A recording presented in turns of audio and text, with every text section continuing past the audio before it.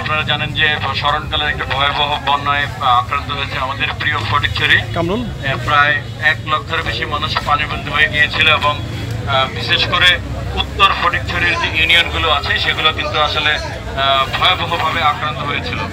তো তৎপরিপ্রেক্ষিতে এবং আমাদের বিভিন্ন আবেদনের পরিপ্রেক্ষিতে বাংলাদেশের বিভিন্ন প্রান্ত থেকে বিভিন্ন মানুষজন তাদের সাধ্যমতো আমাদেরকে সহায়তা করার জন্য নৌকা, খাদ্যদ্রব্য এবং শুকনো খাদ্যদ্রব্য দিয়ে বা স্বেচ্ছাশ্রম দিয়ে মানুষদেরকে রেস্কিউ করেছেন এবং খাদ্যদ্রব্য পৌঁছে দিয়েছেন।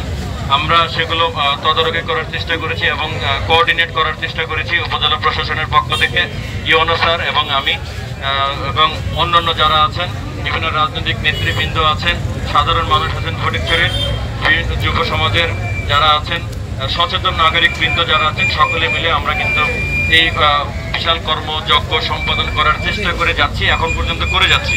তো সকলকে আমরা আমাদের সকলের পক্ষ থেকে যারা আপনারা আমাদেরকে সহযোগিতা করেছেন তাদেরকে আমি আন্তরিক ধন্যবাদ এবং কৃতজ্ঞতা জানাতে চাই। একটা জিনিস আমি একটু শেয়ার করতে চাই যে অনেকেই যারা আসছেন ফেসবুকের মাধ্যমে হোক বা অন্য কোনো মাধ্যমে হোক তথ্য পেয়ে যে পাইনদং এলাকাতে চলে যাচ্ছেন, সেখানে আমাদের জানা মতো এখন পর্যন্ত প্রায় 100টি ট্রাক আটকিয়ে আছে, যার কারণে কিন্তু সঠিকভাবে কিন্তু ত্রাণটা ডিস্ট্রিবিউশন করা সম্ভব হচ্ছে না। দেখা যাচ্ছে একজন ব্যক্তি একের অধিক শুকনো খাবার বা ত্রাণ সামগ্রী পাচ্ছেন, কিন্তু দূরের যে ইউনিয়নগুলো আছে বিশেষ করে আপনার ভোজপুর, নারায়ণহাট, বাগানবাজার, হেয়াকো এই জায়গাগুলোর মানুষজন কিন্তু আসলে ত্রাণ ওইভাবে পাচ্ছেন না। এটার কারণও আছে, কারণ রাস্তা চলাচল করার উপযুক্ত এখনো হয়নি, আবার সরাসরি নদী দিয়ে কানেক্টেড না, যার কারণে আসলে ওই জায়গাগুলোতে এখন পর্যন্ত আমাদের একটু হ্যাম্পার হয়েছে, বাট পানি একটু কমতির দিকে আছে। আশা করি যদি বৃষ্টিপাত কমে যায় তাহলে পানি আরও কমে গেলে আরও যোগাযোগ বা কানেক্টিভিটি আমাদের বাড়বে। বাট তারপরে আমরা এই সংযুক্ত পরিস্থিতিতে ওই সমস্ত এরিয়াগুলোতে প্রায়োরিটি বেসিসে উপজেলা প্রশাসনের পক্ষ থেকে দুর্যোগ ব্যবস্থাপনা কমিটির মাধ্যমে কিন্তু আমরা সেই দুর্গত এরিয়াগুলোতে খাবার ডিস্ট্রিবিউট করার চেষ্টা করে যাচ্ছি। তো আপনাদের প্রতি আমি একটু অনুরোধ করব, যারা বিভিন্ন দেশের বিভিন্ন প্রান্ত থেকে বিশেষ করে চট্টগ্রাম, বৃহত্তর চট্টগ্রামের বিভিন্ন প্রান্ত থেকে যারা আমাদের ফটিকছড়ির মানুষের জন্য বিভিন্ন রকম ত্রাণ সামগ্রী, খাদ্যদ্রব্য, শুকনো খাদ্যদ্রব্য নিয়ে আসছেন, তারা আসলে যদি নিজেরা আপনারা ডিস্ট্রিবিউট করেন, আমরা আপনাদের আবেগকে সম্মান করি, শ্রদ্ধা করি এবং আমাদের প্রতি যে ভালোবাসা আপনাদের, সেই ভালোবাসায় আমরা বিমোহিত, অভিভূত। তো তারপরেও আমি একটু অনুরোধ করব, সঠিক ডিস্ট্রিবিউশন যাতে হয় আপনারা এটা একটু নিশ্চিত করবেন। একজন বা একই পরিবার একের অধিক যাতে ত্রাণ সামগ্রী না পায়, এটা একটু আপনারা একটু দয়া করে মনিটর করবেন, নিজের উদ্যোগে খেয়াল রাখবেন।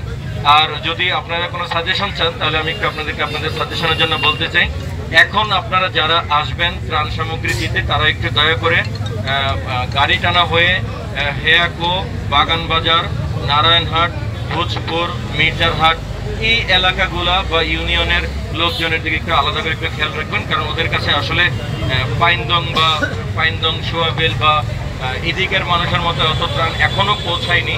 আমরা চেষ্টা করে যাচ্ছি ওই মানে যে এলাকাগুলো বললাম, আমি আবারও বলতেছি, বাগানবাজার, হেয়াকো, নারায়ণহাট, ভোজপুর, মির্জারহাট, শান্তিরহাট, এই খারোয়ালছড়ি এই এলাকাগুলোর মানুষের যাতে ত্রাণ পায় আপনারা এটা একটু নিশ্চিত করবেন। আর আমি আবারও ধন্যবাদ দিতে চাই যে সমস্ত প্রতিষ্ঠান নিজ উদ্যোগে সম্পূর্ণ স্বার্থহীনভাবে বিভিন্ন প্রতিষ্ঠান তাদের দায়িত্বপূর্ণ প্রতিষ্ঠান খুলে দিয়েছেন, বিভিন্ন স্কুল কলেজ খুলে দিয়েছেন, যেমন স্পেশালি এখানে জিও পার্ক আছে, বিভিন্ন প্রতিষ্ঠান স্কুল কলেজ যারা খুলে দিয়েছেন দুর্গত মানুষের আশ্রয় দেওয়ার জন্য, আমরা তাদেরকেও আন্তরিক ধন্যবাদ এবং কৃতজ্ঞতা জানাতে চাই উপজেলা প্রশাসনের পক্ষ থেকে। আমাদের সম্মানিত ইউনো স্যারের সুদক্ষ নেতৃত্বে আমি এসডিএম এবং পৌর প্রশাসক এবং এলাকাবাসীর সার্বিক সহযোগিতায় আমরা এই দুর্যোগপূর্ণ পরিস্থিতি কাটিয়ে ওঠার জন্য সর্বোচ্চ চেষ্টা করে যাচ্ছি। আমাদের জেলা প্রশাসন চট্টগ্রাম সবসময় ডিসি স্যার আমাদেরকে নির্দেশনা দিয়ে যাচ্ছেন, আমাদের বিভাগীয় কমিশনার স্যার আমাদেরকে নির্দেশনা দিয়ে যাচ্ছেন কীভাবে কাজ করলে আসলে আরও তড়িৎ গতিতে আমরা মানুষের কাছে সেবাগুলো পৌঁছাতে পারি। তো আজকে আমি যে মেসেজটা দিলাম আপনাদেরকে, আশা করি আপনারা এই মেসেজটা প্রপার চ্যানেলে আপনাদের ব্যক্তিগতভাবে হোক বা যে কোনো মাধ্যমে হোক আপনারা একটু মানুষের কাছে এই তথ্যগুলো একটু দয়া করে প্রচার করে দেবেন। ধন্যবাদ।